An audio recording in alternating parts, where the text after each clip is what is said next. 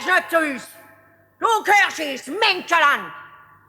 Sie hat ihre mageren Arme gegen Tilly-Trulla ausgestreckt und gerufen: Karibam und Karibim, da drin liegt ein tiefer Sinn.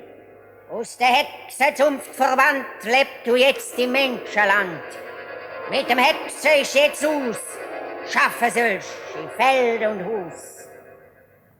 Die letzten Worte hat Tilly-Trulla nur noch ganz von weitem gehört. Die Augen sind ihr zugefallen und sie hat tief geschlafen. Als die kleine Hexe wieder verwacht, liegt sie auf einer schönen grünen Wiese unter einem Äpfelbaum. Die Sonne hat geschonen und die Vögel haben zwitschert. Und es hat Tilly-Trulla eigentlich gut gefallen im Menschenland. Sie ist aufgestanden, hat sich umgeschaut und sieht an einem Bach 2 junge Mädchen, die Wäsche gespült haben.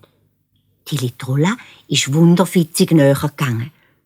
Wo die beiden Mädchen die kleine Hexe gesehen haben sie angefangen zu lachen und sie hat gerufen: Was bist denn du für eine Vogelscheuche?